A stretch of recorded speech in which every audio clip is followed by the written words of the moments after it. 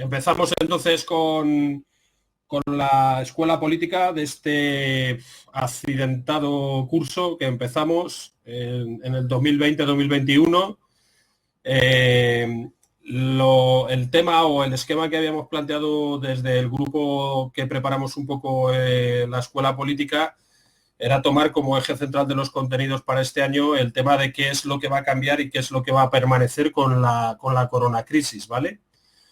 Entonces, en torno a este eje, ya recordáis de otras ocasiones que planteamos siempre un eje central de contenidos y luego podemos ir añadiendo cuestiones de actualidad que podamos abordar porque lo requieren, ¿no? Entonces, bueno, simplemente este sería el esqueleto principal, pero luego se van añadiendo otros contenidos adicionales.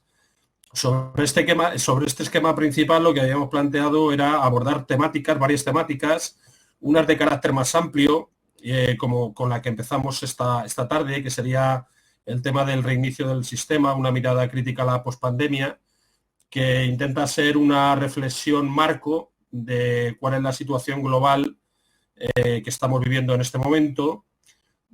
Luego queríamos dar una segunda charla, una segunda escuela, dedicarla a un marco ya un poco más reducido, más cercano, pero que también fuera con un cierto carácter general de los cambios que estamos sufriendo. Y eso lo habíamos propuesto para que Gonzalo lo preparara y lo diera como próximo contenido de la escuela.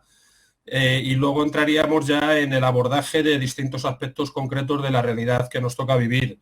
En concreto, el impacto de la crisis sobre la educación, que Felipe está trabajando ya en la preparación de ese tema. Habíamos planteado el tema también de la situación sanitaria y aquí pues estamos pensando en contactar con gente del CAS o gente de la mesa de salud del foro, el impacto de la crisis en el mundo del trabajo, y ahí estábamos pensando dedicarle dos posibles escuelas a esto, una que fuera con un videodebate y otra probablemente abordando a José Luis Carretero, que es una persona comprometida en el mundo sindical y que nos podría ayudar en la reflexión.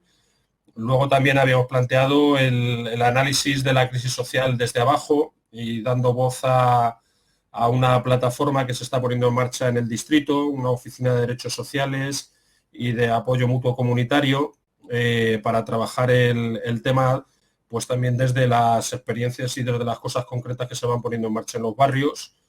Luego, pues temas también de construcción de nuevos sistemas de relaciones sociales, todo el tema del debilitamiento de la participación, la individualización, todo este tipo de cosas que estamos viviendo con esta coronacrisis, el impacto y lo que suponen, el papel que están jugando los medios de comunicación y, como no, los factores económicos que están acentuando pues, todos los procesos de vulnerabilidad y cuáles serían las propuestas que podíamos hacer hoy para superarlos. Y ahí intentaríamos otra vez contactar con Carlos Sánchez Mato, que casi todos los cursos pues, nos acompaña en algunas de las sesiones. Así que este es el esquema global de lo que serían los grandes rasgos que hemos pensado a día de hoy para este curso. Como esto es una cosa que es abierta y que está también en construcción por parte de toda la gente que participa en la escuela, pues, y es una cosa totalmente abierta, pues si alguien tiene alguna propuesta o lo que sea, pues nos la hace llegar y lo podemos o bien incorporar dentro de los contenidos que hay o bien generar contenidos nuevos, que ya sabéis que eso siempre viene bien, ¿vale? Así que, bueno, pues esto serviría un poco también de introducción y de visita a nuestro bar, mientras que ha acabado de llegar ya, yo creo que la gente que se podía incorporar un poquito más tarde, y arrancamos entonces con los contenidos que teníamos para la reflexión de esta tarde. El tema que íbamos a abordar esta tarde le habíamos titulado Reiniciar el sistema, una mirada crítica a la pospandemia. La verdad es que el por qué plantear este tema, pues es un poco así, porque parece que estamos hundidos en un momento en el que el presentismo se lo come todo. Y no es para menos, ¿no? Yo me estaba acordando de que hoy mismo nos han comentado esta misma tarde a primera hora que una tía de Montse había fallecido en Barcelona, una persona ya mayor, pero muy querida de la familia, y supongo que esto es una cosa que nos pasa a muchas familias y bastante más a menudo de lo que debería ser, ¿no?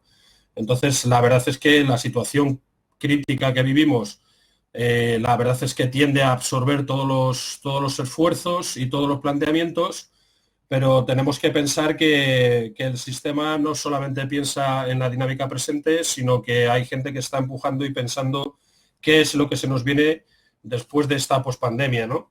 Ya sea porque ha acabado el tema del coronavirus con una vacuna o por lo que sea, pero hay un después de. Y empezamos por el después de, ¿vale? Luego vamos a ir del futuro hacia atrás, pero el contexto que nos ayuda también a analizar lo que puede venir después de la pandemia y lo que se está pensando en construir es una cosa que nos parecía relevante y nos parece que puede orientar o encuadrar reflexiones que luego van a ser más concretas y que van a venir después. Así que, bueno, eso es un poco la razón de ser. Yo había pensado algunos puntos sobre los que se podría comentar algo durante esta tarde. No los vamos a abordar todos porque no tenemos tiempo para tanto. Yo me he apuntado que hemos empezado como hay cuarto. A las 8 me pararé y si no me paráis, ¿vale? No pienso pasar de las 8 en la exposición. Pero bueno, os dejo algunos temas aquí que se podrían en un momento más amplio de reflexión abordar. Algunos de ellos solamente los mencionaré y en otros pues creo que vale la pena detenerse, ¿no? Primero pues el que estábamos inmersos en una crisis en el 2019, que el mundo que vivíamos ya en el 2019 era un mundo que estaba inmerso en profundos cambios, sobre todo a nivel geopolítico, y que ante todo eso se superpone la coronacrisis, ¿no? El virus, el COVID-19, ¿no? Todo esto nos impacta de forma bastante fuerte y se nos habla de que caminamos hacia lo que han llamado nueva normalidad, un término que al final hay que acabar utilizando porque es de uso común, pero que detrás de sí hay una ambigüedad tremenda, ¿no? Que es una de las características de lo que se nos viene por delante. Lo vamos a intentar abordar desde una reflexión, o por lo menos desde un punto de vista un poco especial, va a ser el de la impunidad, ¿vale? Después de esto, reflexionaremos un poco sobre las soluciones que se están dando, si se están volviendo a políticas de austeridad o no, y vemos un poco los procesos económicos que ya se han puesto en marcha, ¿no? Y qué consecuencias están teniendo a nivel macro, ¿vale? No nos vamos a bajar a ver el día a día de la gente porque eso lo haremos en las siguientes escuelas. Todo esto no es una cosa que está ocurriendo casualmente y las élites a nivel mundial tienen un plan de continuidad o de disrupción de la dinámica que llevamos hasta ahora, y que es lo que están llamando el reinicio del capitalismo. Intentaremos ver un poco qué es eso, quiénes están detrás, quiénes están tomando posiciones y en qué se están apoyando para poder plantear este nuevo reinicio, al tiempo que cuando hagamos esa pequeña presentación, ese resumen, reflexionaremos mínimamente sobre el cambio de mitos y dogmas que hay detrás de todo lo que se nos ha expuesto hasta ahora con la visión neoliberal y acabaremos un poco pues hablando de la necesidad de cierta implicación, sobre todo desde la perspectiva de lo social, para salir decentemente de esta situación, ¿no? Entonces, bueno, básicamente esos son los puntos y llegaremos hasta no sé cuándo y cuando toque pararse, pues nos paramos y tiempo habrá de que los contenidos que nos expongan aquí, pues los veamos en otros momentos, ¿vale? Entonces, lo primero que os quería plantear era el tema de que efectivamente nos hemos centrado en hablar de coronacrisis, pero en crisis ya estábamos. Y es una crisis que a corto plazo, gente, podemos situarla en el 2019, de que ya había una crisis explícita. Que dice Joaquín que es que se le ha ido la luz y está reiniciando el router, ¿me oís? Hola, ¿me volvéis a oír? Sí. Te volvemos a oír. En fin, voy a intentar volver al sitio donde estaba. ¿Me veis otra vez la gráfica? Sí. Sí, ¿Puedo continuar? Sí. sí. Vale, vale, pues os estaba diciendo que aunque se ha hecho hincapié que en el 2019 ya estábamos otra vez en crisis y de hecho tenemos que recordar datos tan duros como que el 90% de los países a nivel mundial tenían un decrecimiento económico en el 2019 y algunos tan grandes como Alemania se encontraban en recesión ya en el 2019, antes del coronavirus, ¿vale? Aquí os he sacado lo de la tasa de ganancia, que esto, si recordáis, es la gráfica o una parecida nos planteó Carlos Sánchez Mato la última vez que estuvo con nosotros en la escuela, y se va viendo cómo las tasas de ganancia que el capitalismo va teniendo a medida que pasa el tiempo van decreciendo, decreciendo, decreciendo y decreciendo. Y eso nos conduce, sin duda alguna, a dinámicas de crisis, ¿no? Ahí tenéis... sí, sí. Ah, vale. Gracias, Carlos. Os traigo también esta otra gráfica para que vierais también las caídas de las producciones industriales y de los intercambios comerciales que había. Si os dais cuenta, a partir del 2018 está clarísimo que tenemos una entrada en una recesión a nivel prácticamente global, ¿no? Que unos países lo acusan más y otros menos, pero como promedio podemos decir que ya estábamos en una crisis. Y en esta también os presento una gráfica que también intenta sostener esto. Y es una gráfica interesante porque lo que veis ahí, que veis pequeñas jorobas, ¿vale? Esta gráfica lo que está representando es cuál es la deuda corporativa que tienen las empresas, las grandes empresas en Estados Unidos. Y fijaos cómo es curioso, pero si recordáis las últimas crisis que hemos tenido a nivel mundial, y os recuerdo algunas de ellas, las de finales de los años 80, ¿vale? Que si recordáis hubo el lunes negro que se hundió la bolsa y todo esto, daros cuenta que si os fijáis a finales de los 80 coincide con uno de los momentos álgidos de cómo se había disparado la deuda en las grandes corporaciones norteamericanas. Hay un proceso de intervención, se salva la deuda de las empresas y vuelve otra vez el tirón. Arranca, arranca, arranca y volvemos otra vez al año 2000. Y en el año 2000 aproximadamente se produce la crisis de las .com. ¿Os acordáis? Bueno, pues en el año 2000 volvemos a tener otra crisis, se vuelve a intervenir y vuelve a bajar otra vez. Pasamos y llegamos aproximadamente al 2008. Estoy leyéndolo en el eje de abajo, voy leyendo los años, ¿vale? Si os fijáis en el 2008, ¿qué pasa otra vez con la deuda corporativa? La deuda corporativa otra vez se estaba disparando. Volvemos a entrar en crisis, se vuelve a parar la deuda corporativa, se vuelve a inyectar liquidez y vuelve a bajar la curva. Y otra vez, R que R, esta gráfica llegaba hasta el 2018, pero no era muy difícil adivinar que íbamos a tardar poco en pegarnos otro castañazo y ahí lo tenéis prácticamente, nos ha empezado a ocurrir en el 2019 y en el 2020 pues se ha confirmado, ¿vale? Así que daros cuenta cuando dicen que es difícil de predecir las crisis, el cómo hasta ahora la deuda de las grandes corporaciones de Estados Unidos nos van mostrando perfectamente los años en los que se producen las crisis y a medida que su deuda se dispara es más probable que exista una crisis a nivel mundial, ¿vale? Luego os quería comentar dentro de las cosas, de los puntos estos que planteaba al inicio, que es que estamos además en un mundo inmerso en profundos cambios, ¿no? Cuando llega el COVID-18, la geopolítica a nivel mundial está en plena efervescencia. Tenemos que hablar de la decadencia progresiva de los Estados Unidos, tener en cuenta que Estados Unidos lleva sin ganar una guerra desde Afganistán.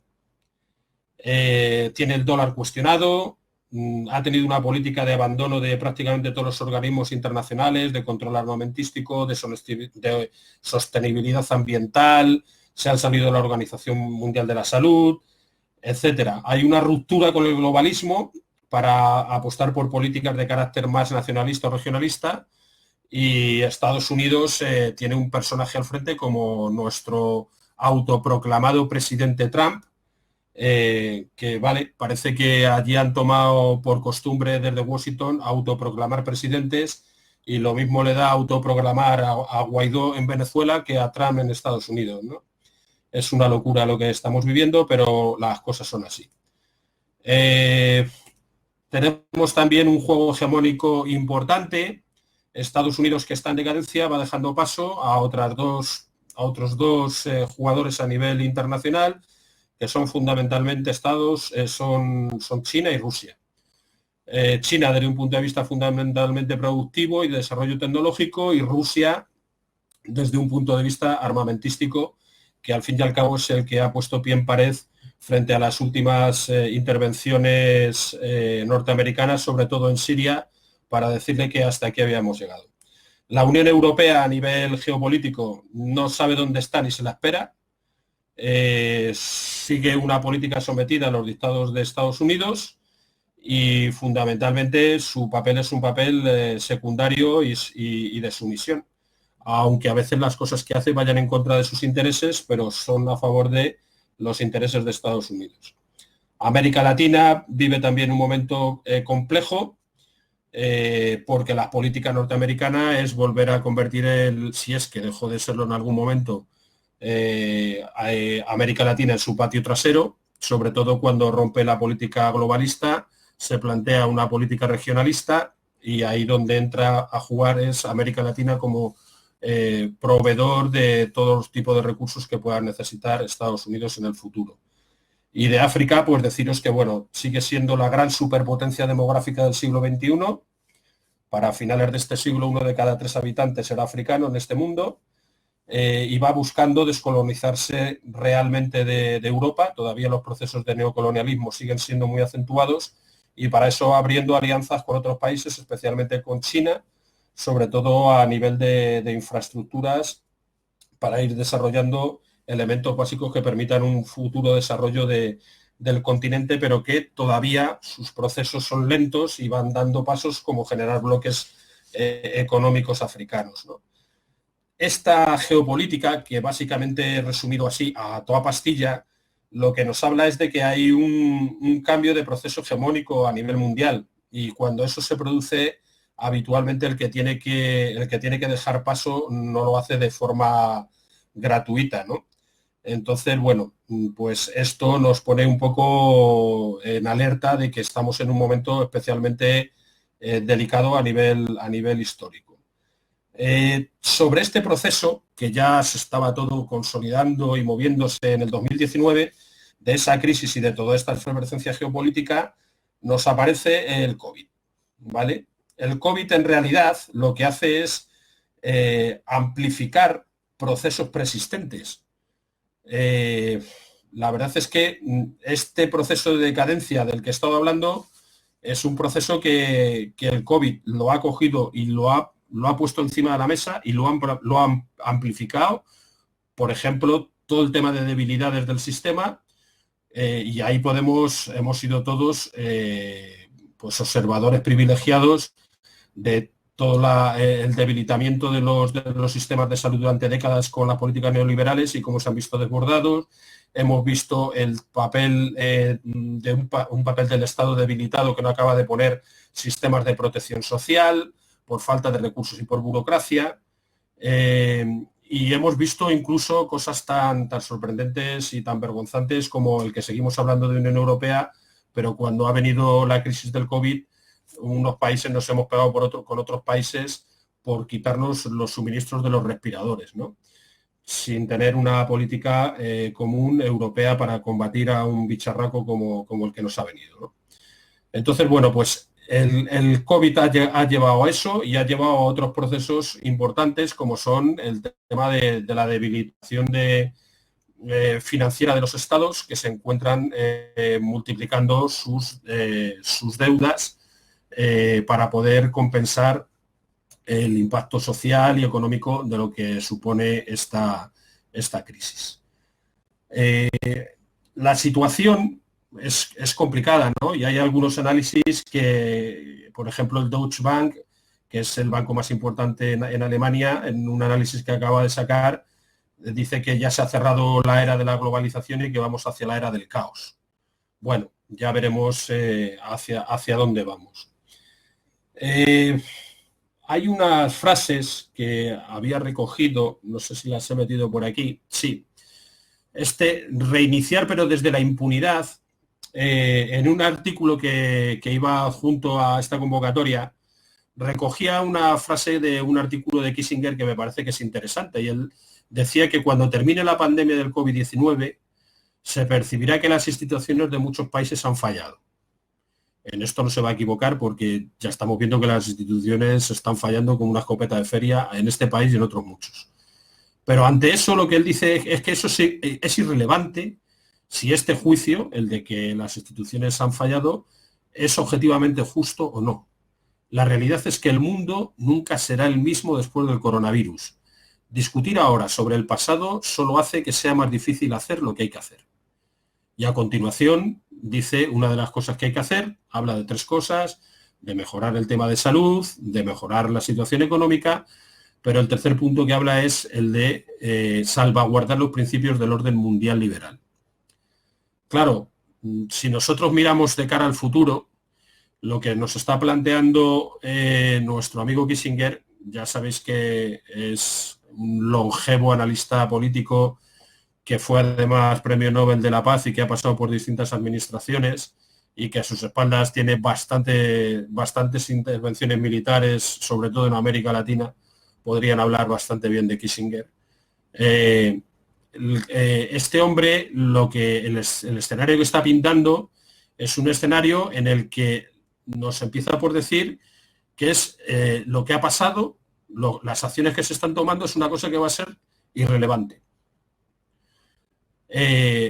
Si es objetivamente justo o no lo que se está haciendo, no tiene ninguna importancia.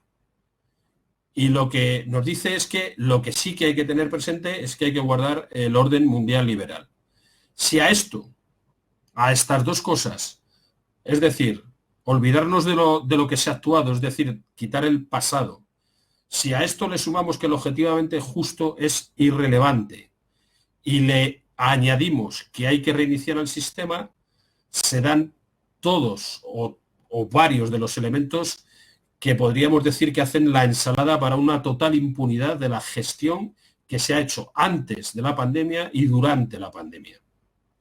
Así que uno de los primeros rasgos que tenemos que plantear cuando se nos plantea esto del reinicio es que los poderes, las élites, están planteando este reinicio en unas claves que ya apuntan a una impunidad en su forma de actuar.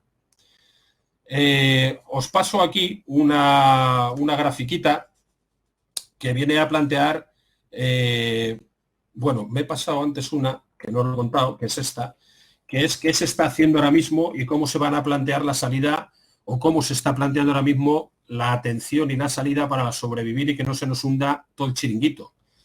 Si recordáis en la crisis del 2008, lo que tuvimos en su día fue todo el tema del austericidio. Aquí en Europa, austeridad, austeridad, austeridad. Eso le venía bien a los países de la Europa central, a la Europa periférica, eso nos hundía y nos hundió bien. La cuestión es que eso no fue siempre así, ni en todos los lados. Aquí os traigo una gráfica que plantea la base monetaria, es decir, la cantidad de dinero que se había emitido en Estados Unidos, y si os fijáis, cuando ellos tienen que afrontar la crisis del 2008, pues fijaros en la curva lo que hace la base monetaria, la cantidad de dinero que hay en circulación, pues imaginaros, pasa desde no llegar a 1.000 a prácticamente 2.000 y subiendo. Estamos hablando de billones de dólares, eso serían miles de millones, así que cuando ahí pone 2.000 es 2 billones, ¿vale? De los dólares según nuestro sistema numérico europeo, ¿vale? Pero daros cuenta que lo que hicieron en su día fue inyectar dinero a todo trapo en la economía para salir del agujero. Esa misma estrategia que hizo Estados Unidos es la estrategia que se está haciendo ahora.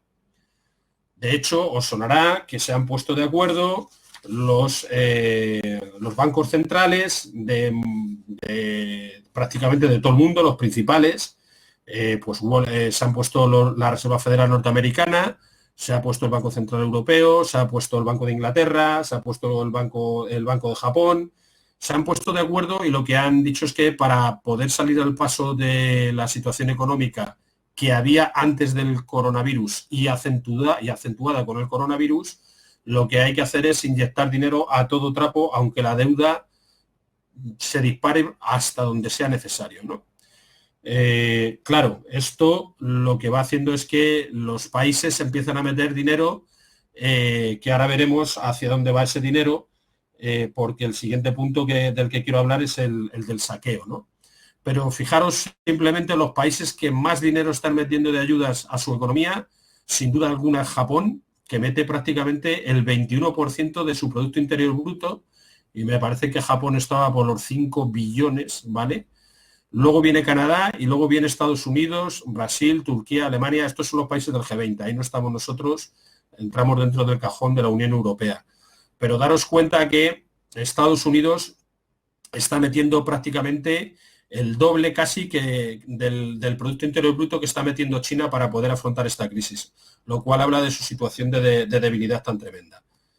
Aquí veis un dibujo de las deudas, ¿vale? El cómo se van disparando a medida que van pasando los años. Fijaros en el 2015, el nivel de deuda que ya era enorme porque están en 210 billones. Eso es prácticamente 3 veces el Producto Interior Bruto mundial, ¿vale? Bueno, pues fijaros el proceso que lleva esto y si os dais cuenta ya en el 2019 teníamos unos niveles de deuda exagerados. En el 2020 no he encontrado la gráfica, son estimaciones, pero os podéis imaginar que esa curva, las barras de la derecha en estimaciones se han disparado a lo bestia para arriba. Otra de las cosas que os quería comentar, y es el punto este de que ya ha comenzado el saqueo, ¿vale? En lo que os he comentado antes al principio, y es que es verdad, los bancos centrales han empezado a inyectar dinero y podríamos decir, es una cosa razonable. Si la economía se atasca y la iniciativa privada no funciona, el Estado tiene que mojarse y tiene que poner recursos para que la economía no acabe parándose y nos hundamos todos, ¿no? Esto lo trabajamos, os acordáis, no sé, algunos de vosotros ya estuvisteis en las escuelas políticas que tuvimos hablando de la nueva teoría monetaria moderna y hablábamos precisamente de este tipo de cosas. Lo que hablábamos es que cuando intervenían los estados deberían hacerlo para el apoyo de la gente. Y si os acordáis, planteábamos que una de las cosas que se podían hacer era el tema de multiplicar o generar trabajo para la gente cuando fallan las iniciativas privadas. La cuestión es que estas inyecciones de capital tan brutal que se están haciendo no están sirviendo para eso. Y os doy un dato que también lo tenéis ahí en el artículo, y es que el banco suizo USB, no estamos hablando de ninguna entidad sospechosa infiltrada de Rusia, ni cosas de este estilo, dicen que la fortuna de los 1.000 millonarios ha pasado desde abril del 2020 hasta julio, es decir, estamos hablando aproximadamente en 4 meses, estamos hablando en 4 meses en mitad de la crisis, los meses más duros, de abril a julio, esos 8 billones de dólares que tenían los 1.000 millonarios, podríamos pensar que se han visto golpeados por la crisis y que ha podido decrecer su riqueza acumulada. Bueno, pues al contrario, han pasado de acumular 8 billones de dólares a 10 billones de dólares. Es decir, los 1.000 millonarios han aumentado en esos 4 meses un 27% su riqueza. ¿Gracias a qué? Pues gracias a que han sido los principales destinatarios de los estímulos económicos de los estados. Eso en economía tiene un nombre que es el efecto Cantillon, que cuando se empieza a inyectar dinero en la economía no se empieza por abajo, se empieza por arriba.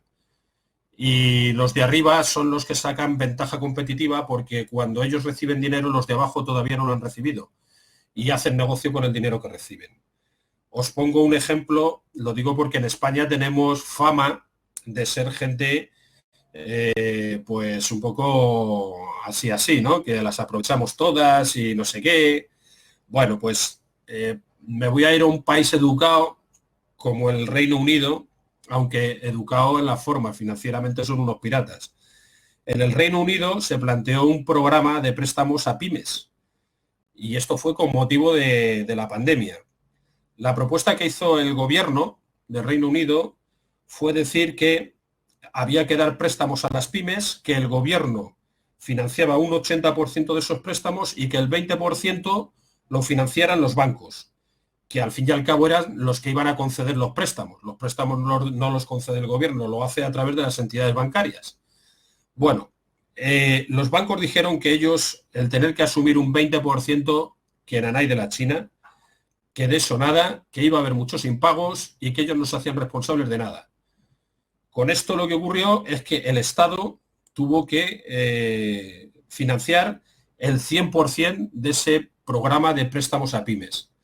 Pero la cosa no quedó ahí. El tema es que en el momento que se supo que el Estado iba a respaldar a pymes, apareció una multitud de pequeñas y medianas empresas para conseguir los préstamos que iba a dar el Estado. Así que hubo creación de empresas a todo trapo y de los 58.000 millones de libras que se calcula que metió el Estado, aproximadamente 23.000 millones ya no se devolverán. Bueno, pues esto lo hacen los señores del Reino Unido. Así que, bueno, esta dinámica del gran atraco, ¿vale? Es una cosa que en Estados Unidos todavía se ve muchísimo más amplificada, ¿no? Porque allí lo que se está haciendo es comprar directamente los bonos de empresas que están prácticamente en quiebra. La Reserva Federal ha dicho ya que va a meter casi 6,5 billones de dólares para ayudas, muchas de las cuales van a ir en bonos de empresas que están prácticamente en quiebra para reflotarlas. Digo esto porque luego cuando hablemos de los mitos recordaremos estas cosas, estas ayudas. Cuando se nos hable de la libre competencia, tendremos que acordarnos que los estados no solamente intervienen, sino que compran las acciones de empresas que están prácticamente en quiebra con precios que están muy por encima del precio de mercado. Y luego esas empresas, en vez de invertirlo en sanear sus empresas, muchas de ellas lo que hacen es que cuando les dan dinero o les dan préstamos, vuelven a comprar sus acciones para mantener su valor en bolsa. Esto que veis ahí es la velocidad del dinero, la rapidez con que el dinero se va moviendo. Pues mirar, a pesar de que han metido un montón de pasta desde la crisis de los .com en el año 2000, y cuando os digo un montón de pasta, estoy hablando de billones y billones de dólares, la velocidad del dinero, fijaros lo que está pasando. En vez de decrecer, que se podía pensar, hay mucho dinero, cambia de mano en mano, se activa la economía, la situación de crisis que se está generando y la acumulación tan brutal que está habiendo en pocas manos por parte de todo el dinero que se va metiendo en el mercado, hace que, a pesar de que se mete tanto dinero, la velocidad de intercambio del dinero en los mercados cada vez sea menor, ¿vale? Aquí tenéis el Standard & Poor's 500, ¿vale? Esto que os decía de que se recompran las acciones, pues mirar, ahí veis lo mal que lo ha pasado el índice bursátil del Standard & Poor's 500. Parece que el mundo se está hundiendo, que se están cayendo un 10% los productos interiores brutos de Estados Unidos, que tal, que luego se recuperan. Pues mirar, la bolsa vive en otro mundo, y vive en otro mundo por el proceso de saqueo de que el dinero al final acaba financiando los intereses de las grandes empresas. Y con esto pasamos a una dinámica de lo que sería el planteamiento de qué es esto del reinicio, porque claro, en una situación así, uno puede seguir metiendo dinero, pero habrá un momento en que todo esto se pincha. Todas las burbujas han acabado pinchando. Y claro, cuando eso ocurra, esto no va a tener mucho arreglo. Así pues, las élites mundiales ya han empezado a ponerse en marcha. Y una de las cosas que nos han planteado es el tema de que hace falta un reinicio. ¿Cómo plantean el tema del reinicio? Pues básicamente el tema del reinicio lo están planteando desde una reconfiguración de lo que se podría llamar el capitalismo en el que estamos sumergidos desde los planteamientos del neoliberalismo desde la década de los 70 o por ahí. El nombre que le dan al capitalismo que hemos vivido hasta ahora es el capitalismo de accionistas. ¿Qué es el capitalismo de accionistas? Pues básicamente consiste en que desde el punto de vista de las grandes corporaciones, el objetivo fundamental que tienen que seguir una gran corporación es conseguir buenos dividendos para los accionistas. Ese es su principal objetivo, el que consigan beneficios y poder repartir esos beneficios entre los accionistas, a cualquier coste. La cuestión es conseguir beneficios y repartirlos entre los accionistas. Yo he trabajado en multinacionales y he asistido muchas veces a despidos en nombre de que necesitábamos conseguir niveles de reparto de beneficios de los accionistas, que eran los que en teoría ponían la pasta, y por tanto reclamaban tener unos altos beneficios y ajustar plantillas, actividades, etcétera, etcétera, porque los accionistas querían ganar más. Bueno, este capitalismo de accionistas dicen que ha fracasado. Y dicen que ahora lo que hay que hacer es cambiar la perspectiva del capitalismo de accionistas.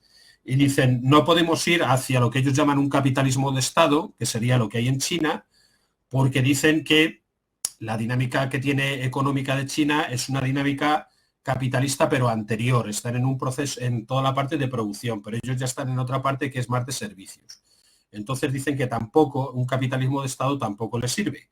Entonces lo que ahora han planteado es una cosa que se llama el capitalismo de las partes interesadas. El capitalismo de las partes interesadas es básicamente, lo que viene a decir es, ya no podemos decir que lo principal es que nuestros accionistas ganen mucha pasta.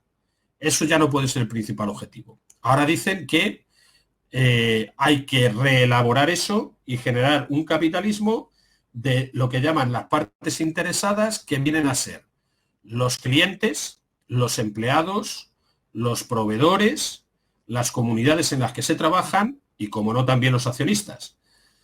Pero ahora empiezan a darse cuenta de que lo han hecho mal y que han minusvalorado a los clientes, a los empleados, a los proveedores y las comunidades en las que estaban implantadas esas grandes empresas.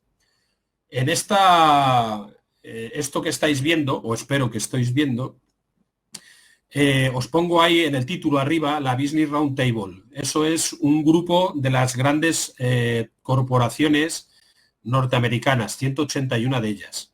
Y solamente en esas 181 solamente están los CEOs, es decir, los máximos ejecutivos de esas empresas. No está la empresa en sí, solamente las personas que las dirigen.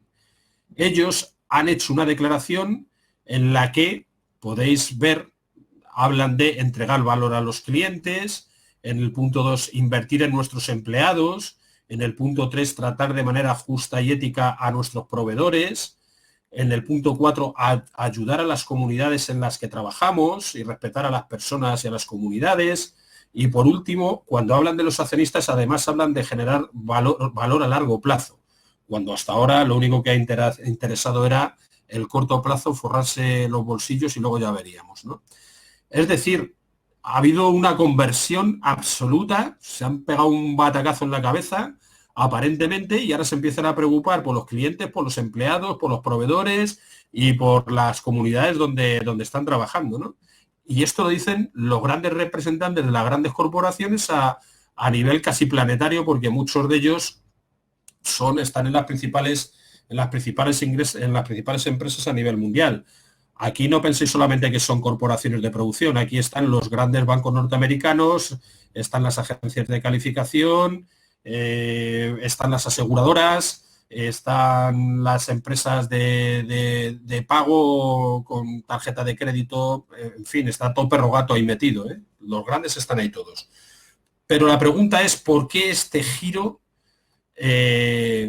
¿Por qué este giro? ¿Por qué este planteamiento desde las grandes corporaciones de pegar esta vuelta cuando su praxis hasta ahora ha sido muy diferente, ¿no? Claro, hay que apoyarlo argumentalmente en algo. Y la verdad es que cuando uno mira la perspectiva, el futuro parece bastante sombrío. ¿Cómo salimos de esta crisis y en qué nos apoyamos para salir de ella? Bueno, pues el planteamiento que se hace desde las élites es que de esta crisis hay que salir agarrándose a la cuarta revolución industrial. Ahí os pongo un montón de cosas de la cuarta revolución industrial. Cuando ellos hablan, ¿a qué se refieren? ¿No? Algunas las estamos viendo ya. Todo el tema de la impresión 3D, pues bueno, más o menos eso ya lo hemos visto hasta en empresas cercanas a nosotros.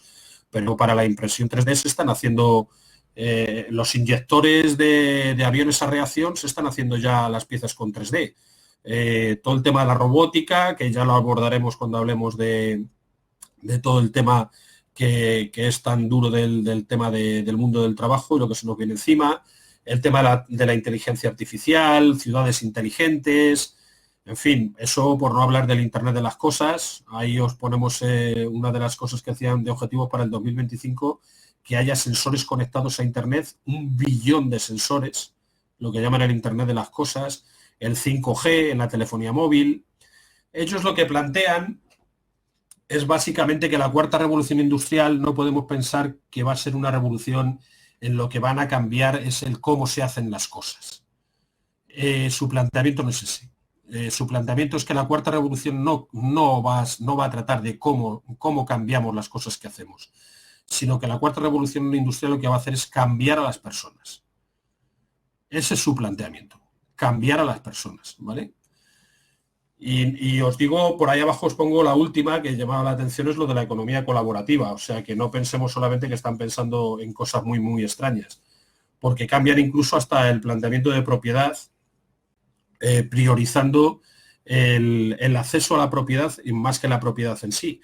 Y ahí ponen ejemplos de 3 grandes empresas a nivel mundial, Amazon, Airbnb y Uber, que la primera es el minorista más grande del mundo, Amazon, no tiene ni una sola tienda. El proveedor de transporte de usuarios, estilo taxi y demás, Uber, no tiene ni un solo coche en propiedad. Y el mayor proveedor de dormitorios a nivel mundial, Airbnb, no tiene ni un solo hotel. Es decir, lo que nos están proponiendo son cambios no solamente de punto de vista tecnológico, sino afectando a otras cosas, ¿no? Todas ellas las endulzan, pero tienen detrás una metralla bastante dura, ¿vale? Esto me lo voy a saltar y voy a ir a una pequeña reflexión, y es que esta dinámica de que de esta etapa nos va a sacar una cuarta revolución industrial, en la que necesariamente en la cuarta revolución industrial los grandes protagonistas van a ser las corporaciones, pues lo primero que tenemos que decir es que es una cosa que nos hace sospechar, porque hasta ahora las grandes corporaciones han demostrado que no son de fiar. Ahí os pongo algunos aspectos, ¿no?, sobre que podríamos poner en valor. Por ejemplo, algunos y algunas hemos estado peleando contra el TTIP, ¿os acordáis? Y en el TTIP, el Tratado de Libre Comercio entre Estados Unidos y la Unión Europea, pues una de las cosas que imponían las grandes transnacionales eran los tribunales internacionales de arbitraje, en que ellas eran capaces de denunciar a estados y ponerse a la misma altura que un estado cuando alguna política social, por ejemplo, que se llevara en un estado pudiera afectar a su cuenta de resultados. Este tipo de cosas ha llevado a tener que mover indemnizaciones verdaderamente brutales para algunos países del sur global, ¿no? Pero también lo estamos viendo en el tratado vinculante que se está intentando forjar desde hace ya años, pero que lleva bastante avanzado en la ONU, sobre empresas transnacionales y derechos humanos, en el que no hay forma de que asuman una sola responsabilidad de sus intervenciones. Lo que dicen es que son los estados locales, con sus legislaciones, los responsables de todo lo que pueda ocurrir en su forma de actuar. Otra de las cosas que vemos es que cuando se les piden responsabilidades, pues ellos se niegan, y lo que hablan en todo caso es de esto de la responsabilidad social corporativa, que cabe o que se construye sobre 4 grandes pilares. Primero, es que son responsables de forma voluntaria, es decir, el que quiere lo hace y el que no, no. Esto de intentar meterse en la responsabilidad social corporativa, no está por ley obligado nadie a tener que plantear eso. Segundo, es que ellos se autorregulan, es decir, que pueden decir que toman medidas de responsabilidad, pero son ellos mismos los que se las ponen, no se las ponen externamente. Otra cosa es que ellos mismos se autoevalúan, no va nadie a evaluarles si han cumplido la regulación que ellos mismos se han puesto y, por último, si hubieran incumplido algún aspecto de esa regulación de responsabilidad social que ellos han puesto, nadie les puede exigir que corrijan nada, tiene que ser una cosa que surja de ellos mismos. Con esa perspectiva de comprensión de responsabilidad, pues claro, el que ahora nos hablan de que se preocupan de los clientes, de los proveedores, de las comunidades, etcétera, etcétera, pues son a chiste, ¿no?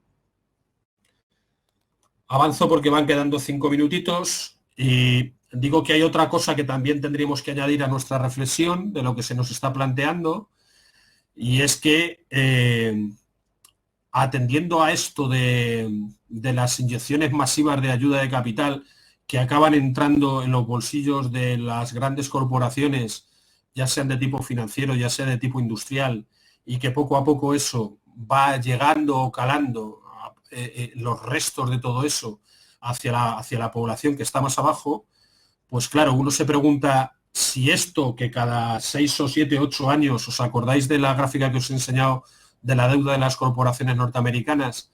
Que venía un endeudamiento, de repente se les inyectaba dinero y bajaba la curva. Aguantaban un poco, se volvían a endeudar, se les inyectaba dinero y otra vez bajaba la curva. Entonces, cuando hablan de libre mercado, ¿de qué están hablando? Si los estados tienen que inyectar periódicamente cantidades brutales de dinero para sacarlos adelante. Eso de la mano invisible que decía que al buscar el beneficio individual de cada cual se contribuye al beneficio de los demás, eso cómo se come. Lo que nos han dicho del crecimiento indefinido, estamos viendo que es imposible desde un punto de vista sostenible ecológico el crecimiento indefinido. La libre competencia, ya me contaréis, o la igualdad de oportunidades. Toda esta dinámica que se ha construido del discurso se ha construido a base de mitos que ellos mismos, cuando es necesario, los tumban, ¿no? Y junto a esos mitos, pues dogmas que se han ido construyendo, ¿no? Esto de que la globalización neoliberal era el único camino, o que lo que es bueno para los mercados financieros es bueno para la economía. Menudo panda de mangantes y de agujeros negros que son los mercados financieros, y el desastre y cómo han saqueado toda la economía. El tema de la regulación del mercado, que es dañina para el desarrollo económico, el tema de que la desigualdad económica es algo natural, etcétera, etcétera, etcétera. Han ido construyendo todo un discurso a base de mitos y de dogmas que es absolutamente insostenible, y que cuando llegan las crisis, los más neoliberales se ponen mirando al Estado para pedirle que intervenga y que les meta dinero en los bolsillos. Así pues, con todo esto, y para acabar, porque son las 8 en punto, decir que no se trata de que haya un reseteo de las formas del capitalismo actual, en el sentido de vamos a poner encima de la mesa el mito de la cuarta revolución industrial, el mito del progreso tecnológico, y que eso es lo que nos va a sacar adelante. Los problemas que tenemos hoy en la humanidad no van en esas claves. Si seguimos manteniendo estas dinámicas políticas, de políticas económicas tan brutales de acumulación, esto no tiene arreglo, aunque se pongan en marcha robots o pongan en marcha lo que quieran. Los problemas van por otro lado, y el problema es que si el nuevo mito va a ser el progreso tecnológico, las corporaciones transnacionales van a ser los sujetos que van a pilotar ese proceso, y no son creíbles, ¿no? Entonces, bueno, pues tenemos que empezar por recordar que la globalización neoliberal ya está prácticamente en capa caída, pero que lo que no hemos sido capaces de construir a nivel global han sido las dinámicas de solidaridad, ¿no? Cosa que en el movimiento obrero sí que tuvo la intuición de plantear esa dinámica internacionalista.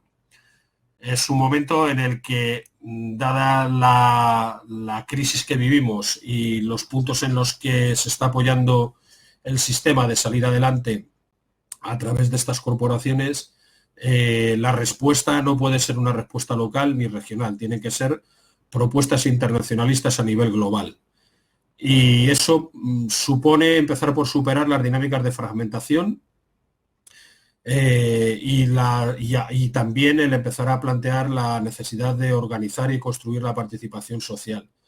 Esto tiene que ser siempre, cuando hablamos de participación social, con los 4 rasgos que ya hemos dicho otras veces, que tiene que ser organizada, que tiene que ser colectiva, con capacidad de determinación de tareas propias y capacidad de decisión.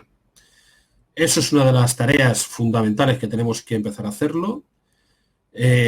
Otro punto que me parece importante es que el gran reinicio debería de venir de la mano de quienes han sido víctimas de este sistema. Un sistema que se ha movido en dinámicas imperialistas y deshumanizantes durante unas cuantas décadas en su fase neoliberal, y que ahora el gran reinicio hay que hacerlo para pedir que no nos cambien las formas o retoquen y nos den algunas cositas a nivel tecnológico que permitan encubrir las dinámicas de fondo. Lo que estamos planteando es que no queremos mejorar la aplicación, lo que queremos es cambiar de aplicación, ¿vale?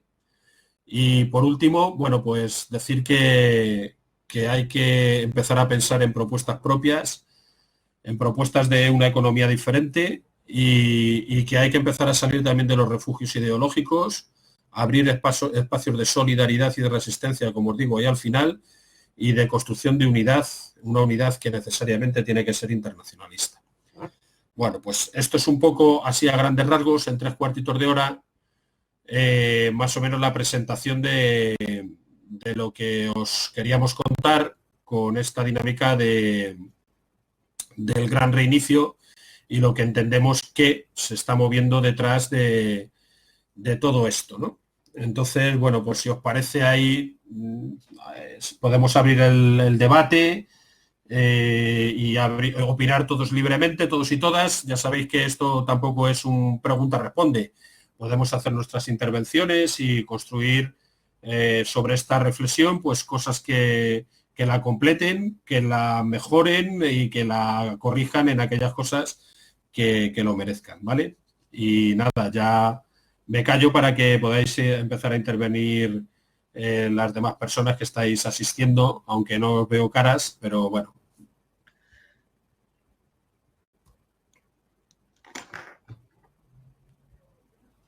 Os recordamos que para participar podéis pedir la palabra a través del chat.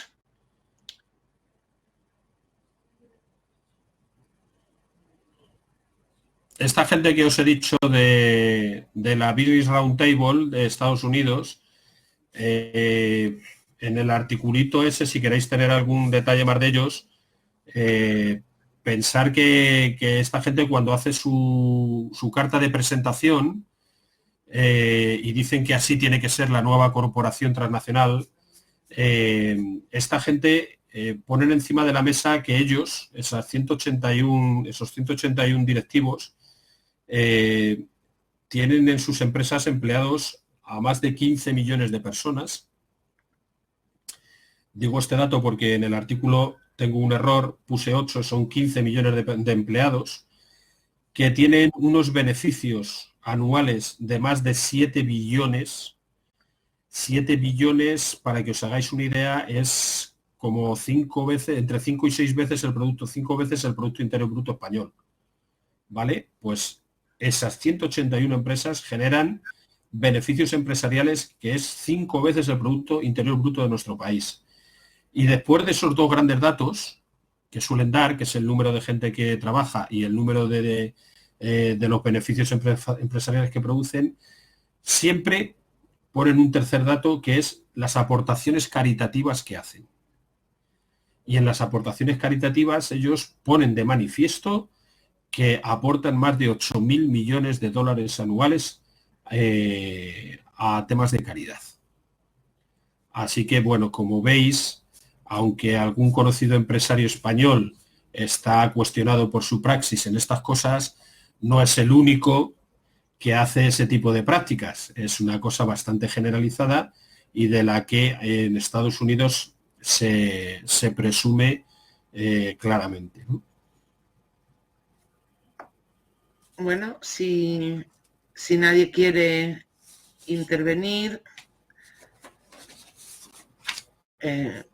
yo sí quería hacer un par de comentarios, así que aprovecho y los cuento mientras los demás os lo pensáis. Me remonto al inicio de la exposición en el que hablabas de, Joaquín, de las crisis y de cómo la crisis del COVID se suma a la que ya había, lo que pasa es que hay una diferencia fundamental entre las crisis periódicas y acumulativas del sistema y la crisis de la pandemia. Y es que hasta ahora las crisis habían sido precisamente periódicas, acumulativas, internas al sistema. Era el propio sistema el que producía la crisis. Esta crisis marca una diferencia porque es externa al sistema.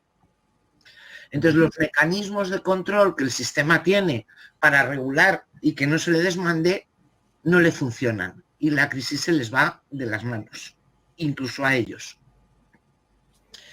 Esta situación crea una necesidad de reseteo, pero que en el fondo es un sálvese quien pueda. Es decir, mis mecanismos habituales no pueden controlar esto, no pueden hacerme quedar bien, porque ganar ya vemos que siguen ganando los mismos de siempre, pero no me pueden hacer quedar bien.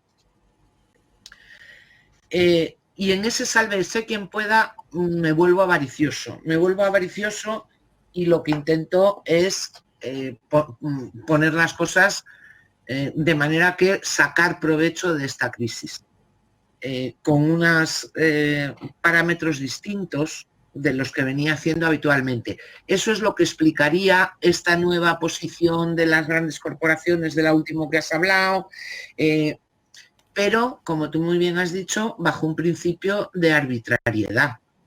Yo creo los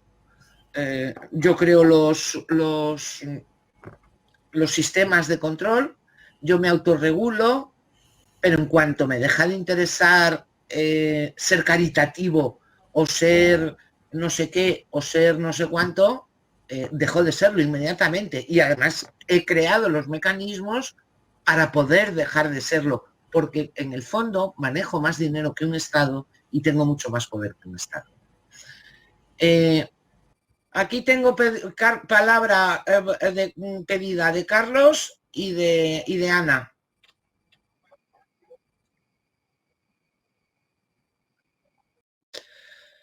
Ana, ahora sí. Ahora, muy bien. Bueno, qué pena no vernos, pero en fin. Oye, yo quería, a ver, es un comentario, ¿no? Y no sé, yo hasta qué punto, realmente yo ahí no veo, a ver, Joaquín, no veo nada nuevo, en el sentido de que, vamos a ver, desde la crisis 2000 con las .com, 2008, ya se viene hablando de una nueva economía.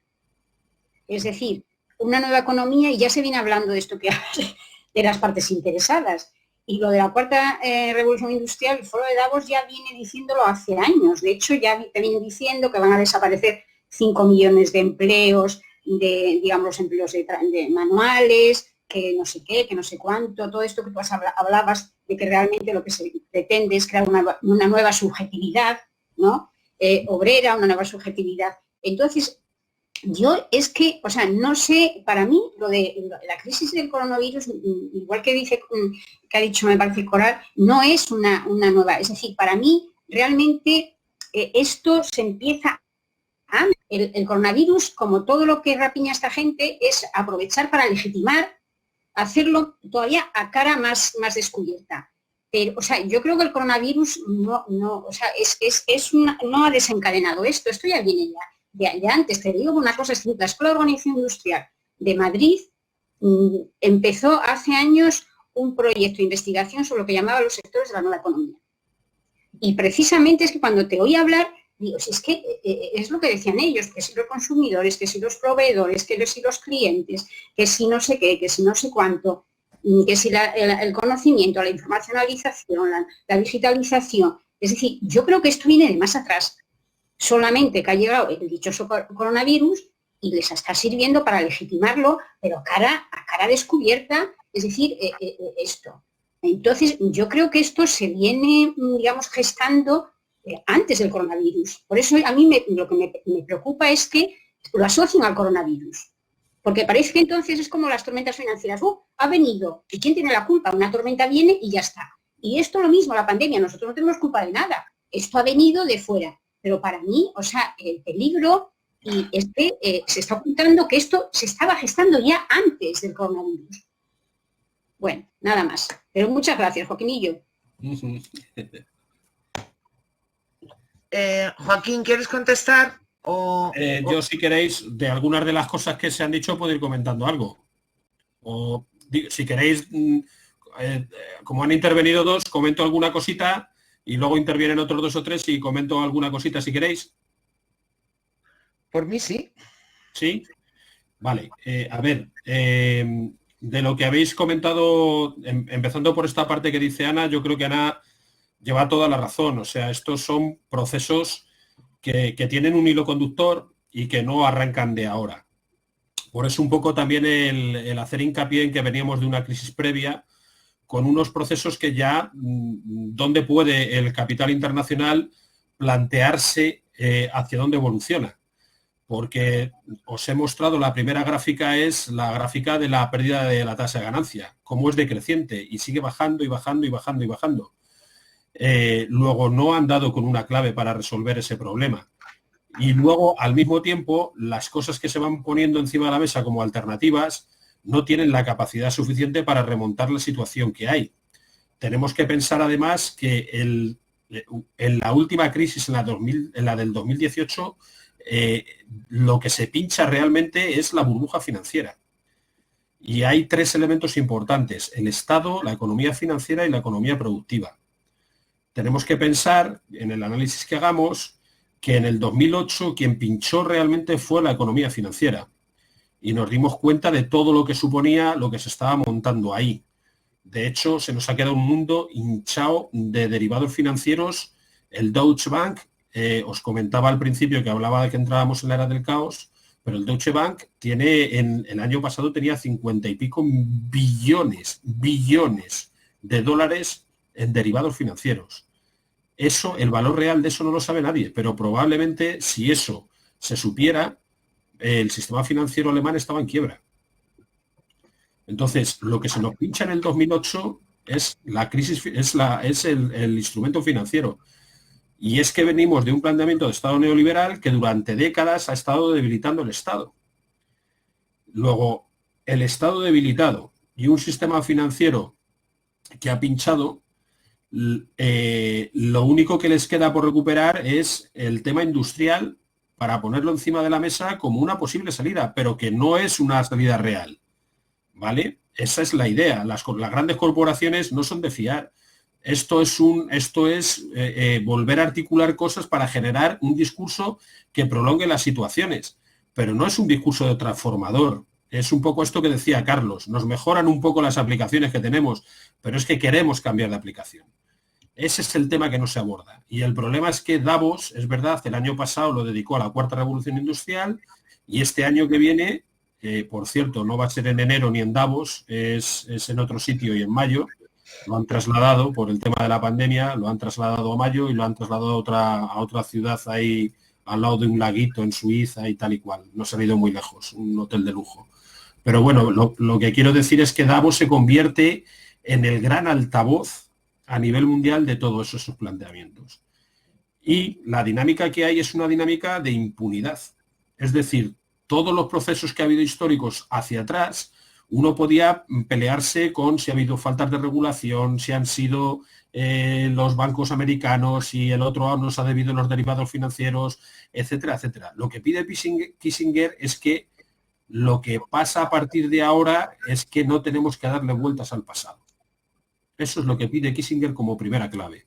Es decir, todos los desmanes que se han hecho en las crisis anteriores y que nos han llevado a esta nueva crisis, lo que pide Kissinger es, primero, que tengamos una amnesia total, que nos olvidemos. Y segundo, que no estemos dando vueltas a si se ha actuado de forma justa o no. Objetivamente justa, dice él. Es decir, el cambio que se nos plantea con el tema del COVID-19 es un cambio fundamentalmente para generar una dinámica de impunidad en el que tienen que poner encima de la mesa algo por lo que puedan empujar hacia adelante. Y ese algo, hoy por hoy, es la cuarta revolución industrial. Porque el Estado, por definición, no lo van a empujar. El Estado lo van a tener en unas tareas de mantener el orden social, que ya veremos si somos capaces de mantenerlo o no, porque esto no ha hecho nada más que empezar, ¿vale?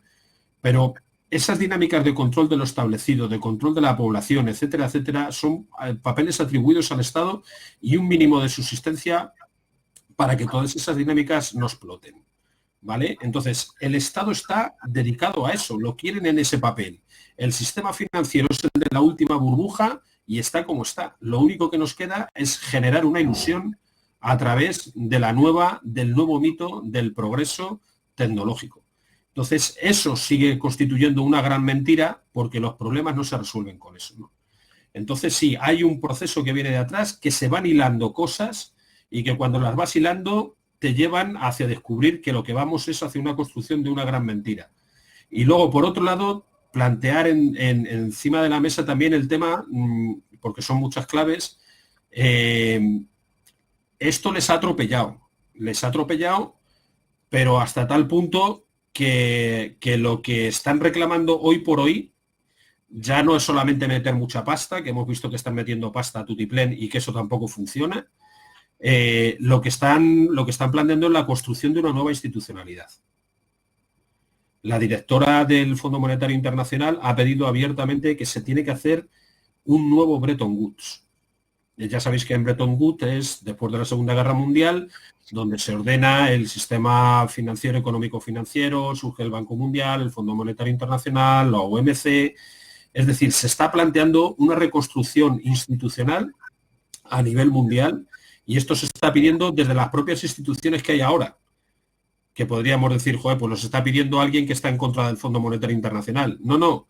Es que el propio Fondo Monetario Internacional, a través de la portavocía de su directora, está pidiendo que hay que construir un nuevo Bretton Woods a nivel mundial. Porque tenemos una economía que está todavía sujetada a través de una cosa que se llama el dólar, que imprimen y meten dinero, y como es una divisa de reserva a nivel mundial, lo sigue comprando la gente. Pero es que China, de la que no hemos hablado, aparece en el sistema internacional, empieza a generar su propia moneda, empieza a generar su divisa, en la ruta de la seda lo está planteando para que otros países en los que va a pasar la ruta de la seda, los intercambios comerciales lo hagan con la moneda china y dejen el dólar, y entonces en el momento que se debilite el dólar, ya sabemos que los procesos inflacionarios van a ser brutales y se cae esto como un castillo en naipes. Entonces, las propias instituciones que están configuradas hoy a nivel internacional están pidiendo una nueva construcción de una institucionalidad nueva porque esto se hunde. Eran un par de comentarios sobre cosas que habéis dicho, ¿vale? Bueno, tenía la palabra Francisco, aunque en el chat aparezca después, porque ha tenido problemas para conectar. Si queréis, la persona que vaya a hablar puede conectar su cámara. Si lo que no soporta el sistema es las 18 o 16 cámaras que tenemos ahora mismo enchufadas, pero 2 o 3 cámaras sí que se soportan bien. Entonces, si queréis, el que vaya a hablar puede conectar su cámara y por lo menos que los demás lo veamos. Francisco. Sí, no, yo prefiero no conectarla, pero bueno, da igual lo de la cámara. No, que a mí me parece que esto nos da la sensación de que ha podido ser una cosa hecha adrede.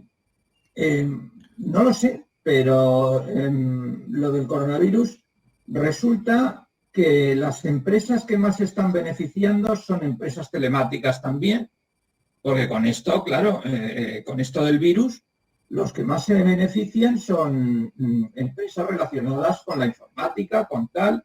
Curiosamente, un sector ligado a la otra clase política norteamericana, es decir, al Partido Demócrata, ¿no? Que apuesta más por el sector más dinámico de los Estados Unidos, que está invirtiendo más en el sector informático, en todas esas cosas, ¿no? Que el sector republicano, ¿no? Que los intereses de clase del sector republicano. Y luego, pues no sé, lo de China es muy extraño, porque lo de China es muy extraño, está todo oculto, está todo tapado. China ha tenido algo que ver en toda esta historia. En fin, no sé. No sé si incluso todo esto ha sido para promover, para incluso reactivar ese sistema capitalista absolutamente perverso, y que lo han hecho con ese propósito, porque la verdad es que, no sé, esto a la pequeña empresa le viene como una patada en el trasero, vamos. Esto le viene fatal a las pequeñas empresas, y a quien más le beneficia está claro que es al gran capital, ¿no? Entonces yo es una cuestión que me la planteo. Corto. Vale. Esto, Luz escribía por el chat, si quieres contarlo tú o si quieres lo leo yo lo que escribías. Sí, lo prefiero hablar, ¿eh?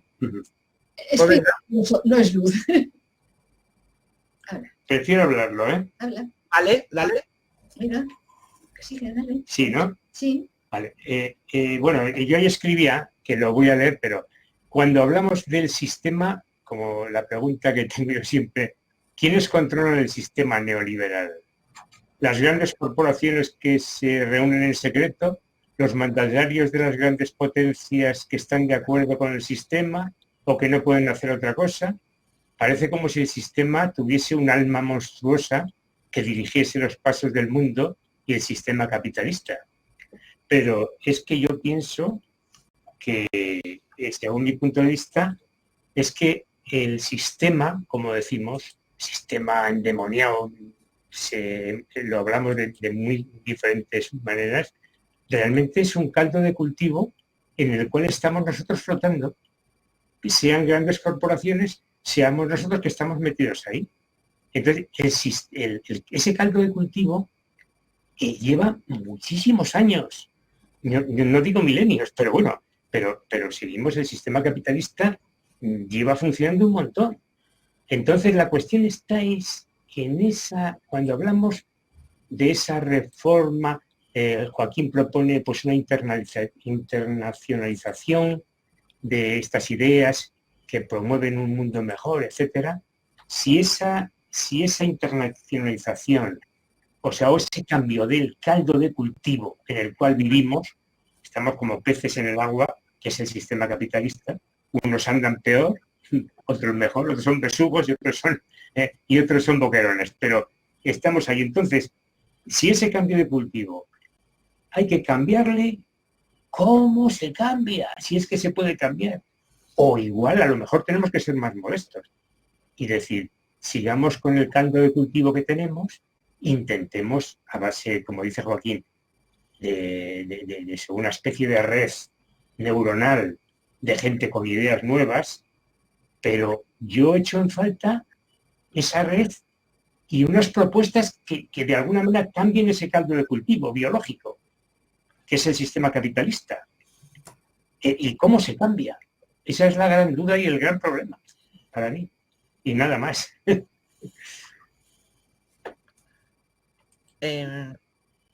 Joaquín, tenías tú la palabra, pero si quieres intervenir. Bueno, comento, como ha habido dos, comento y luego otras dos y comento, ¿vale? Perfecto. Dos o tres cositas. A ver, sobre el origen del bicho y de la coronacrisis, desde el punto de vista sanitario, ¿vale? Yo creo que desde el punto de vista económico, yo creo que he intentado justificar que la crisis ya estaba y que lo único es que ha habido un elemento que ha disparado los efectos, ¿no? Yo creo que sobre el origen no estamos en condiciones de saber cuál es el origen. Y es una discusión que como no sabemos a dónde nos lleva, pues nos tenemos que quedar ahí. Puede ser un proceso natural y puede haber sido un arma biológica. Hay posibilidades tecnológicas para que esto hubiera sido así, de esta segunda manera, pero no tenemos ninguna certeza de que haya podido ser o ocurrir así. Entonces, bueno, eso yo creo que no nos lleva a ningún sitio. La sospecha es razonable tenerla. Yo lo que diría es que en esta dinámica que estamos asistiendo tenemos que saber que el capitalismo una de sus características ha sido lo de la destrucción creativa. Cuando ha tenido que hacer cambios de fase, el capitalismo siempre ha recurrido a esta dinámica de destrucción creativa. Ha derrumbado y ha destruido cosas para poner en marcha otras. Y eso se ha vivido desde que entró la máquina de vapor hasta las grandes empresas tecnológicas de Internet, o yo qué sé, yo que trabajé en Telefónica, me acuerdo hace unos años que cuando entrabas a una central telefónica había unas salas enormes, larguísimas, llenas de bastidores, con cosas, con cables por allí, que tenías que estar cambiando las conexiones de los cables y no sé qué, no sé cuál. Y ahora, hace no mucho, estuve en una de ellas y una sala que recordaba que era inmensa, estaba todo lo que había allí y con mucha menos capacidad, claro, antes que ahora, reducidos a 2 bastidores de 2 armarios de 2 metros con algo por 1 metro y pico de ancho. Entonces, todas esas dinámicas de destrucción creativa que dice el capitalismo, las tenemos encima de la mesa y las tenemos ya. Y cuando entremos en el abordaje del tema del mundo laboral, pues será una de las cosas bastante interesantes. La cuestión es que hay otras dinámicas de cuidados, etcétera, etcétera, que también hemos incluido en el programa, que tenemos que poner encima de la mesa, ¿vale? Luego, en esa dinámica de cómo se cambia todo esto, esto no se cambia de un día para el siguiente, no tenemos fuerza para poder transformar esto, pero lo que no podemos hacer es dejar que nos engañen, comprarles el nuevo mito del progreso y empezar a abandonar dinámicas que tienen bastante sentido de poner en marcha, ¿vale? Esto me recuerda a los tiempos de las catedrales. Nos va a tocar empezar a empujar, pero nosotros no vamos a ver la catedral terminada, ni de broma, ¿vale? Luego, otra cosa que os quería comentar es el tema de que hemos abordado como posibilidad a nivel histórico en el capitalismo esto de la destrucción creativa, que es una de las cosas que han funcionado, y que es obligado también decir que otra de las cosas que ha funcionado dentro del capitalismo para sus cambios de fase han sido las guerras, ¿vale? Entonces, no podemos despejar del horizonte posibles conflictos armados en tiempos no muy largos, ¿vale? Y esta es otra dinámica que necesita el capitalismo y principalmente Estados Unidos como fuerza militar hegemónica mundial, que, bueno, pues tiene toda una construcción industrial, el complejo industrial militar norteamericano, que es esencial para su economía, ¿no? Entonces, no solamente se puede salir de esto planteando mitos como el progreso tecnológico que justifiquen ciertas formas de actuar. Hay otros mecanismos como la guerra, ¿vale? Otra cosa que quería comentar, el tema del internacionalismo a mí me parece importante, pero no solo porque se establezcan conexiones de unos sitios con otros. Cuando yo hablo de internacionalismo, no es solamente las dinámicas estas de en red, nos comunicamos en red unos por otros y tal y cual. Hace poco veía una tabla que venía lo de las comunidades a nivel mundial y consideraban como comunidad, era un concepto muy amplio, ¿vale? No sociológicamente incorrecto probablemente, pero planteaban que la comunidad más grande a nivel mundial hoy es Facebook, que son 1.400 millones de personas, seguida por China, que son 1.360 millones, seguida por India, que son aproximadamente 1.200 millones. En quinto lugar estaba Twitter y en décimo lugar estaba Instagram. Así que cuando esta gente empieza a pensar en el tema tecnológico, pensar que ya no solamente establecen comunidades en sentido de países o como lo queramos llamar, para ellos ya las comunidades son los usuarios de una red como Instagram, Twitter o demás. La cuestión de si esto es por gente muy malvada, etcétera, etcétera, yo creo que no necesariamente así. Yo diría que el capitalismo lo que fundamentalmente es una dinámica de explotación, una dinámica de explotación y de acumulación. El problema es que esa dinámica genera procesos históricos en los que los procesos de acumulación y de explotación se van actualizando y se van agotando los instrumentos, y los instrumentos hay que renovarlos. Y quien hoy es compañero de camino, mañana le has dejado con 2 puñaladas traperas tirado en el suelo. Esa es la dinámica del capitalismo. Yo no creo que sea gente que es mala, malísima, que todo lo piensa de forma, no sé qué, diabólica y tal y cual. No, es esta dinámica y cuando has trabajado, por ejemplo, en una multinacional bastantes años, te das cuenta que hay gente majísima allí. Y dices, joder, pues son buenas personas, ¿no? ¿Cómo puede ser una cosa tan mala una multinacional? Precisamente porque luego cuando ves sus estructuras y sus funcionamientos te das cuenta que hay funcionamientos que se implantan y que responden a una lógica que no es la lógica personal de muchas de las personas que están allí trabajando, es otra. Y esa lógica tenemos que pensar que el capitalismo tampoco es una cosa uniforme, ¿eh? Durante mucho tiempo las corporaciones, las grandes corporaciones han estado acuchilladas prácticamente con el sistema financiero, porque era mucho más rentable el poner una cuestión de préstamos que el fabricar un coche. Les dejaba más margen. Entonces, no podemos pensar que es algo como un bloque que se mueve al unísono y que está dirigido única y exclusivamente por algunas personas muy malvadas. Es una lógica en la que la dinámica de explotación y acumulación está presente de principio a fin y va ordenando muchas de las cosas y de los actores que se van poniendo en marcha. Bueno, tiene la palabra Juan. Hola. ¿Sí? ¿Qué tal? Bueno, pues quería hacer así una pequeña reflexión sobre el tema. Bueno, me ha encantado la intervención, Joaquín, ha sido estupenda. Vamos a ver, en todo este tema se pone en cuestión, en interrogantes, lo que es el liberalismo, ¿no? Eso de la libre circulación, del liberalismo y tal. Y es verdad que el capital circula por todo el mundo, pero los capitales tienen patria. Es decir, son sostenidos por una gran potencia que es capaz de extorsionar, bloquear, presionar, hacer la guerra con el objetivo de defender los intereses del capital local, de su capital local en el mundo. Y eso es lo que ha hecho el capitalismo anglosajón y los Estados Unidos desde la Segunda Guerra Mundial, que ha estado dominado por el capital anglosajón.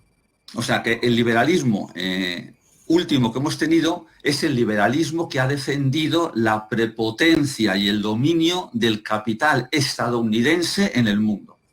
¿Vale?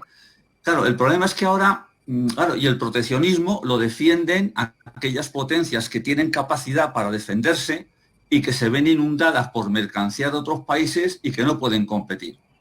Lo que pasa es que si esas potencias no son suficientemente fuertes, tienen que entrar obligadamente por el aro del liberalismo, porque simplemente ponen un gobierno, hacen una dictadura, lo que sea, como Pinochet en Chile, etc., ¿no? Claro, ahora resulta que estamos en un mundo multipolar.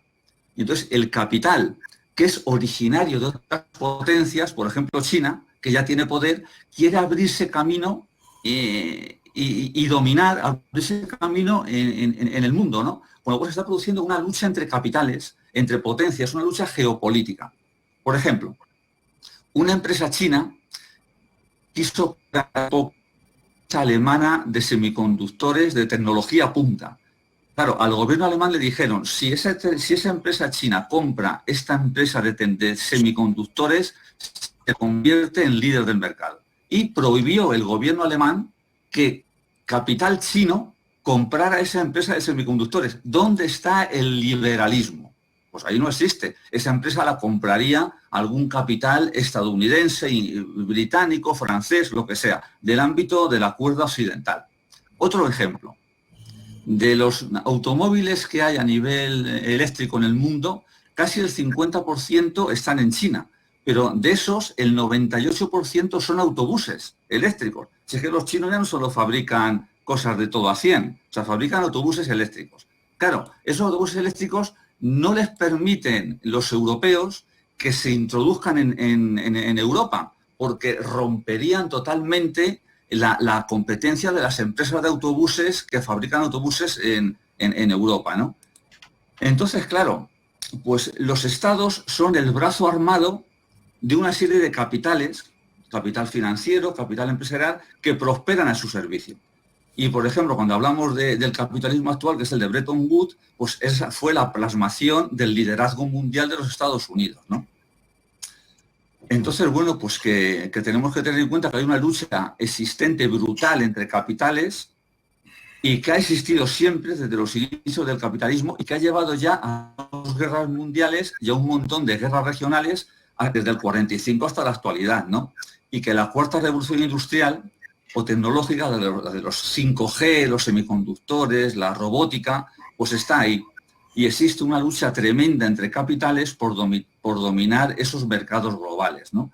Y entonces ahí el liberalismo, yo solo cuestiono que el liberalismo es, de alguna manera, el ansia de poder de una serie de capitales que dominan frente a otros que quieren defenderse, ¿no? Entonces hay una serie de contradicciones. Pero en esa lucha estamos, ¿no? Yo recuerdo un libro de hace tiempo, no me acuerdo de quién lo escribió, pero hablaba de Roma, ¿no? De auge y caída de los imperios. Y bueno, pues los imperios caen, ¿no? Y cuando cae un imperio hay otro que le sustituye, ¿no?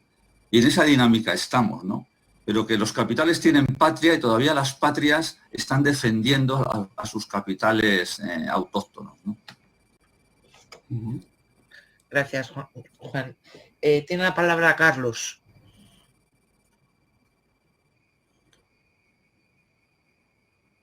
Bueno, yo había pedido la palabra, pero cedo el turno.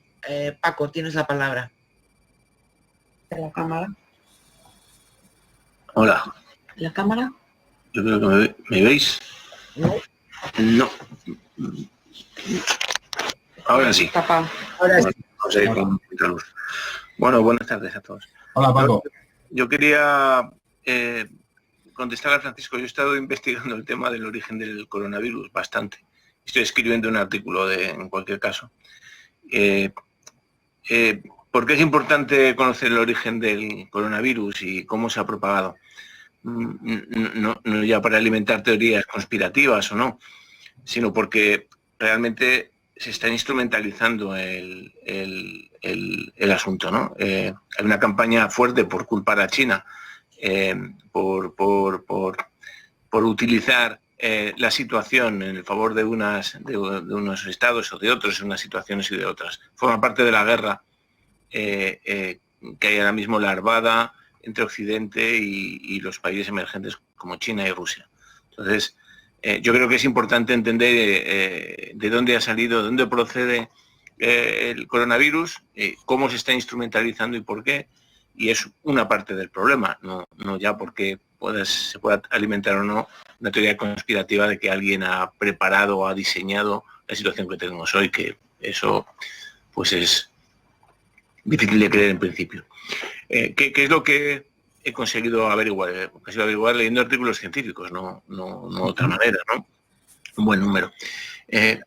Pues lo primero que he averiguado es que frente a otras pandemias, como el SARS o el MERS, no se ha conseguido identificar los científicos, y a pesar que lo han intentado y han dedicado buenos esfuerzos en todos estos meses, no han conseguido identificar cómo ha sido el proceso de transmisión de este coronavirus, que como todos los coronavirus tiene origen en los murciélagos, a la especie humana. Lo normal es que un coronavirus de este estilo se mute dentro de un animal intermedio más parecido al hombre y después salte a la especie humana. Es difícil que salte directamente de murciélagos a hombres. En el caso del SARS pasó a través de la civeta. En el caso del MERS pasó a través del camello. Las gripes porcinas, aviares y otras enfermedades con otros tipos de virus también han conseguido, con relativamente poco esfuerzo, averiguar cuál ha sido el mecanismo de transmisión de interespecies por David, pero en este caso no ha sido posible. No se ha encontrado un proceso que explique eso. Eso no significa que no haya podido ocurrir, pero se ha buscado y hasta ahora no se ha encontrado. ¿Qué más se ha publicado, ¿no? Y se han publicado en revistas serias? Pues desde 2015 que se publicaron artículos, se ha estado haciendo trabajos con virus similares al SARS, que claro, los virus no se pueden crear de la nada, uno no puede construir los 30 o 40.000 genes que tiene un virus de estos juntando un gen a través del otro. Pero lo que sí que es relativamente fácil de hacer, y está al alcance de muchos laboratorios en el mundo, es coger trozos de secuencias de un organismo, de un virus, e insertarlos en otro. Hay tijeras genéticas que permiten cortar un trozo y procesos por los que se les puede insertar por recombinación esa secuencia de virus y esos genes en otro organismo similar. Entonces, en 2015 se publicó un artículo donde estaban estudiando cuál era el riesgo de mutaciones en los coronavirus para que se produjese una enfermedad parecida al SARS-CoV-2, al virus que tenemos hoy, por el que se mutaban las proteínas del spike. El spike es los pinchitos que dan el nombre al coronavirus, que es por donde se engancha a las células receptoras. El mecanismo bioquímico de enganche en las células receptoras es que ese spike engancha con una proteasa de las células que se llama AC2 y casualmente ese mecanismo que experimentaron de forma artificial en el artículo 2015 es el que ha aparecido genéticamente, parece que espontáneamente, en el SARS-CoV-2, cosa que es muy peculiar.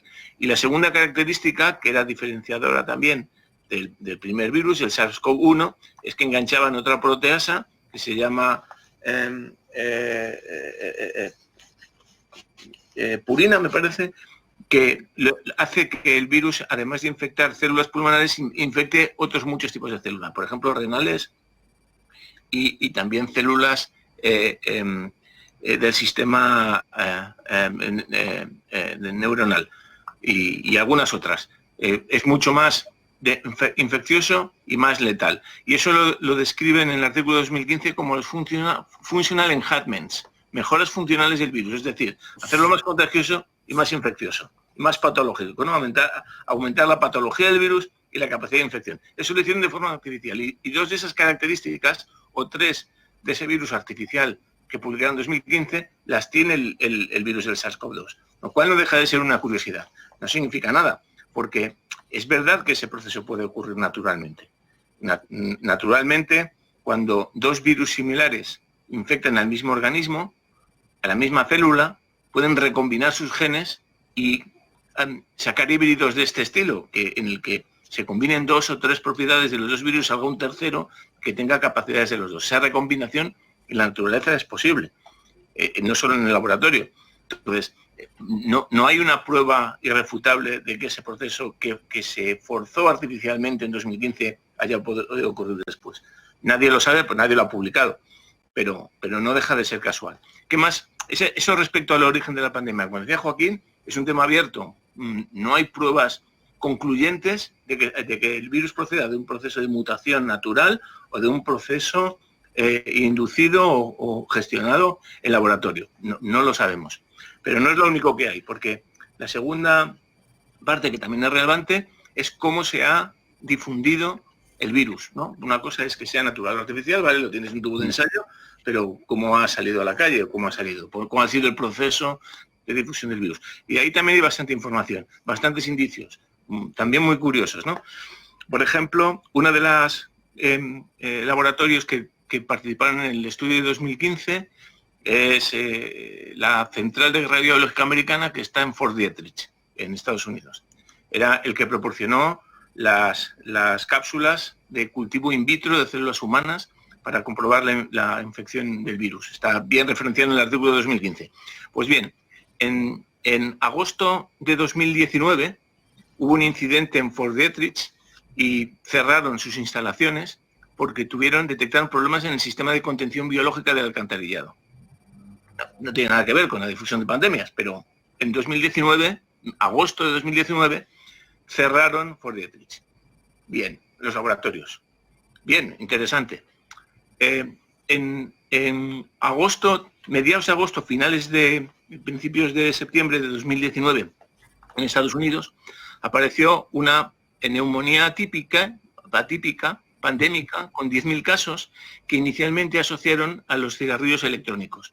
Pero después empezaron a encontrar una propagación de esa pandemia, de esa enfermedad infecciosa pulmonar de origen desconocido, de más de 10.000 casos en Estados Unidos en pocas semanas, en muchísima gente que no usaba cigarrillos electrónicos. Es curioso, ¿verdad?, que ocurriese así. Sabemos también que en septiembre de 2019 estuvieron los Juegos Militares en Wuhan, China, donde varios militares americanos fueron repatriados por una extraña enfermedad respiratoria. Y no solo norteamericanos, sino que 3 españoles, 5 italianos y de otros muchos países fueron también contagiados por una enfermedad contagiosa, infecciosa pulmonar. Casualmente han dado todos esos militares que no tuvieron síntomas graves, tuvieron neumonía, algunos de ellos han dado positivo en anticuerpos de COVID. Es cosa bastante curiosa, pero no es la última, sino que hay muchos estudios también que estudian, se llaman estudios filogenéticos, porque es fácil, relativamente fácil, es conocido, está controlado, establecer la cadena de sucesión de mutaciones que sigue una célula, un virus. Se sabe quién es hijo de quién procede de quién. Se puede hacer un análisis genealógico del virus y saber de todas las especies cuáles proceden de cuáles. Como de este virus, quizás sea el virus más secuenciado de la historia de la humanidad, la última vez que miré en la base de datos había 150.000 secuenciaciones de este virus en el mundo, compartidos en el dominio público, 150.000, si de pronto, están todas las variantes absolutamente clasificadas, están todos los laboratorios del mundo clasificando las variantes, y lo publican continuamente, la distribución geográfica y temporal de las variantes del virus. Hay ahora mismo 5 grupos, por no enrollarme mucho, 5 grupos del virus y se sabe cuál depende de cuál. Pues bien, el más antiguo no es el que apareció en Wuhan, es el que apareció 3 meses más tarde en Estados Unidos, en marzo, masivamente, y mientras en Wuhan apareció mucho más tarde. No sé muy bien si hay que explicar muchas más cosas.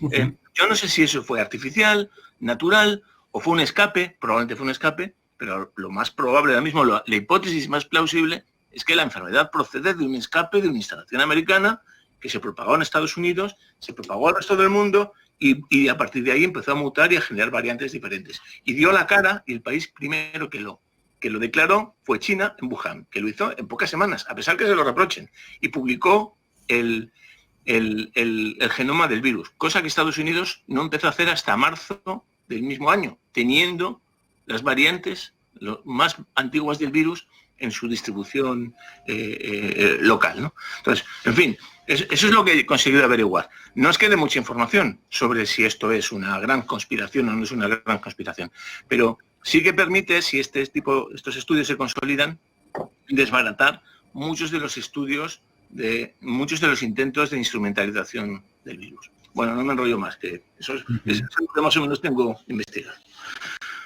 Gracias, Paco. Muchas gracias por la clase magistral. Sí, señor. Tiene la palabra Francisco y que yo sepa no hay más palabras pedidas. Sí, no, bueno, sí, yo no he venido aquí a decir una cosa porque además no tengo pruebas ni nada. Sospechas sí tengo, Paco, sospechas sí que hay. Y a mí hay una cosa que me resulta muy curiosa. Cuando han empezado las manifestaciones de gente mayor a pedir pensiones, a la injusticia de las pensiones, al sistema de pensiones, a toda esta historia, aquí en España, que se armaron un revuelo de manifestantes, vaya por Dios, este virus mata más ancianos, ¿no? Bueno, yo he conocido virus porque yo tengo muchas anginas y he cogido muchísimas fiebres, muchísimas, y he cogido muchísimos virus. Yo de pequeño he llegado a tener 40 de fiebre, de niño. De niño pequeño he tenido hasta 40 grados de fiebre y 39. ¿No? O sea, que no me cuenten, no sé, hay cosas que me resultan un poco raras. Saliendo del tema del virus, que cada uno tiene su opinión, lo que está claro es que sí que están creando un mundo nuevo. Y habría que hablar del tema laboral, que también el tema laboral es un tema importante, ¿no? Porque ahora parece que, bueno, parecen sectores donde no se necesita tanto trabajo, ¿no? Donde ya la maquinaria parece que ha sustituido el trabajo. De hecho, se habla de la renta básica y todo eso, que me puede parecer bien, pero que a lo mejor lo están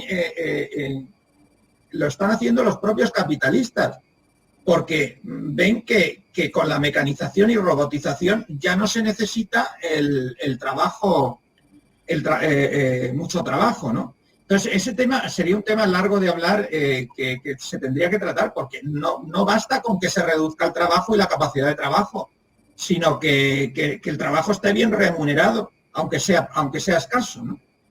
Que es otra de las cuestiones que el sistema capitalista nos trae. Corto. Gracias. Felipe ha pedido la palabra.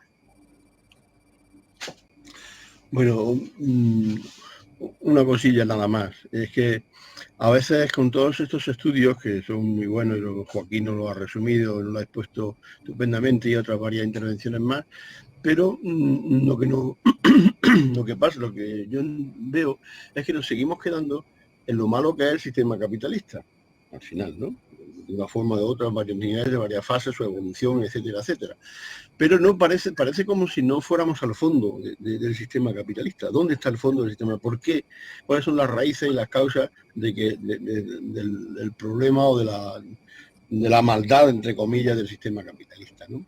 Entonces, por eso lo que ocurre es lo que ha ocurrido con tantos libros que hubo sobre la crisis anterior, de algo va mal y tal, todo ese tipo de cosas, que sí, nos quedamos con la conciencia de que el sistema va mal, pero no hay fórmulas para cambiarlo. ¿Dónde está? ¿Cuáles son las raíces? Entonces, yo lo que echo de menos, no sé cómo hacerlo ni dónde encontrarlo, porque esto está ya tan oscurecido y tan escondido y tan eliminado. Esto es una de las grandes tragedias a mi modo de ver, de los trabajos intelectuales modernos, de la economía y de la política. ¿Dónde está la plusvalía, la producción, la apropiación y la explotación de la plusvalía? Es la base del capitalismo. ¿Y dónde están los estudios modernos?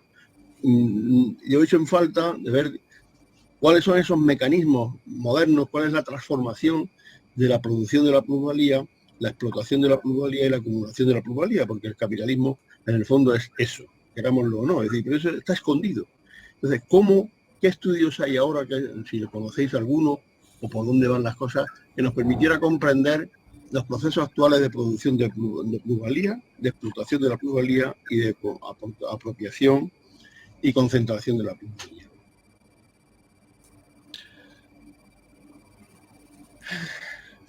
Paco, replica.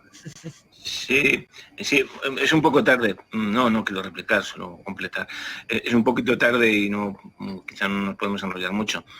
Pero en respuesta a Felipe, lo que, al menos mi entendimiento, mi modesto entendimiento, porque es un proceso muy complejo, los procesos de generación de valor ahora mismo primarios están en los países deslocalizados principalmente.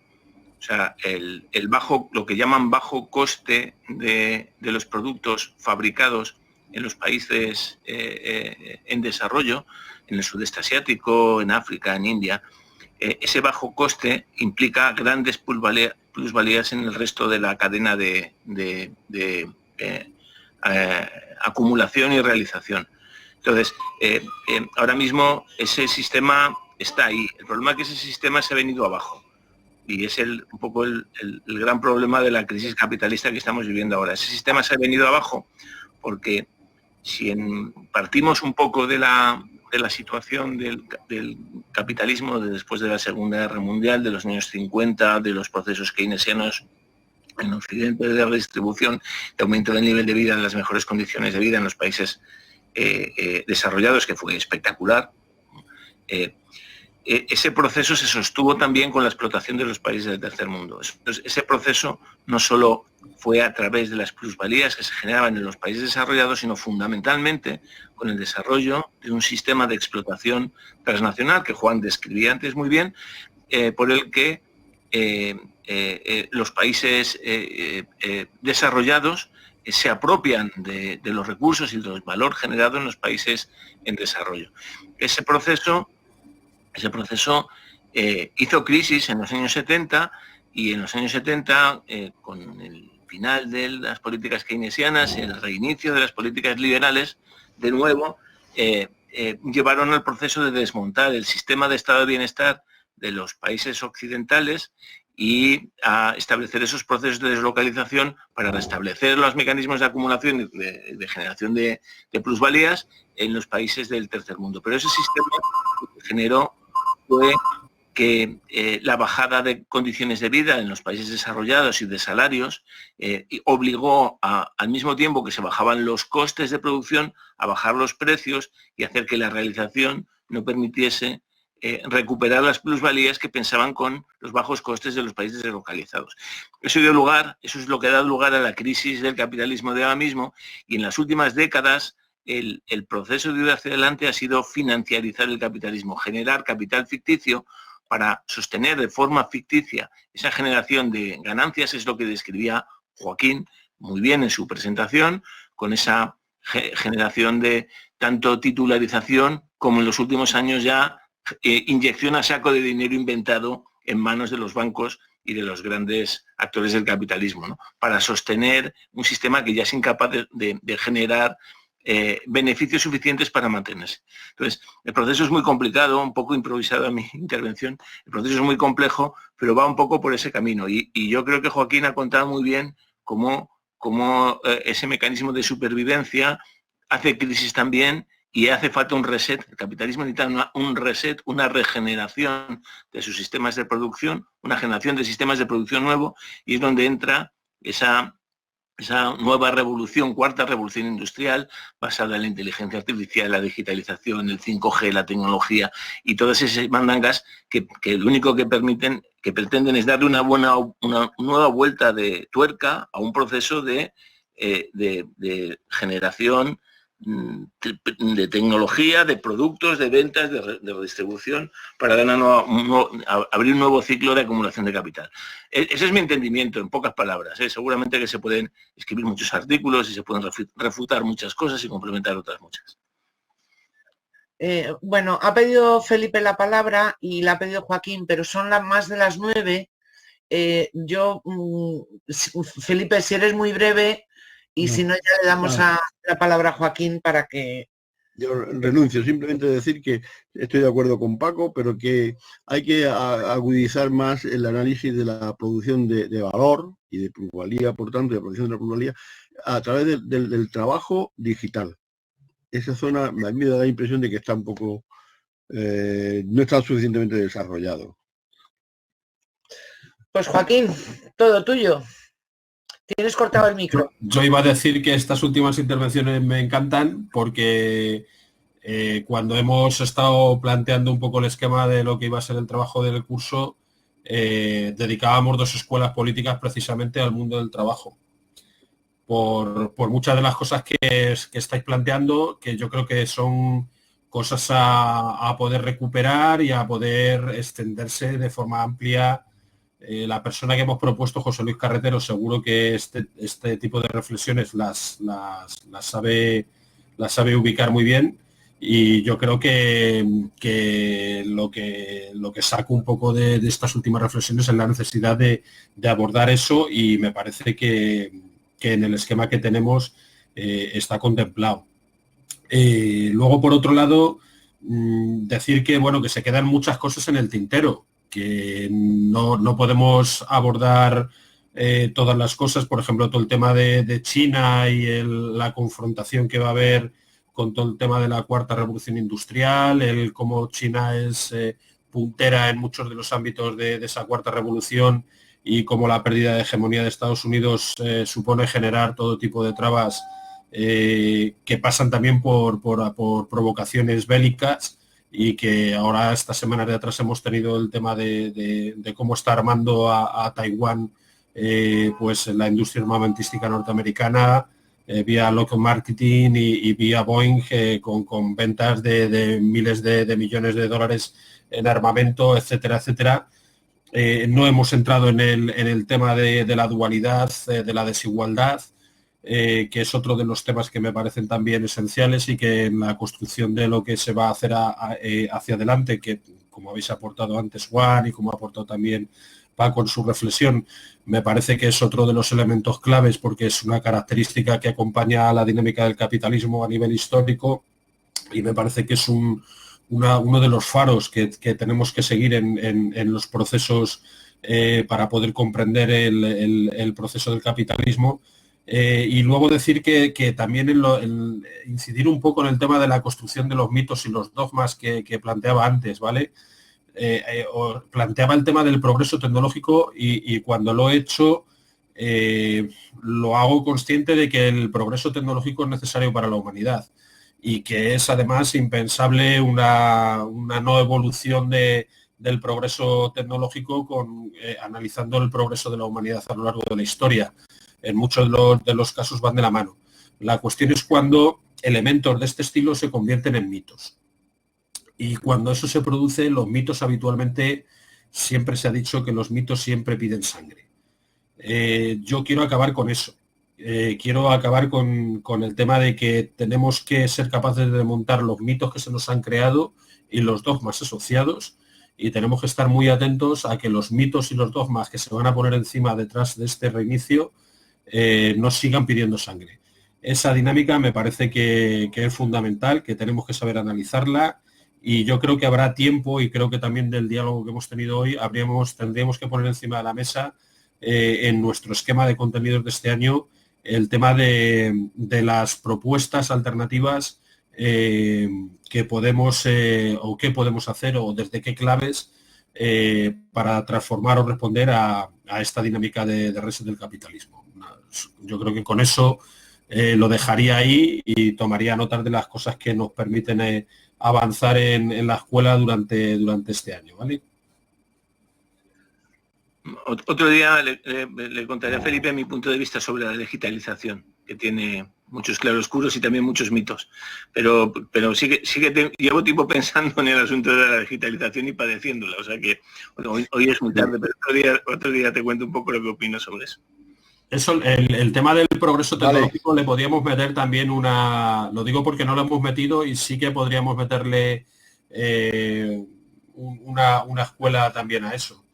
Lo digo porque aparte del tema laboral hay mucha parte de construcción social, etcétera, etcétera, que pasa por ahí. Entonces, bueno, son muchas cosas. Este es la primera charla que hemos tenido este año.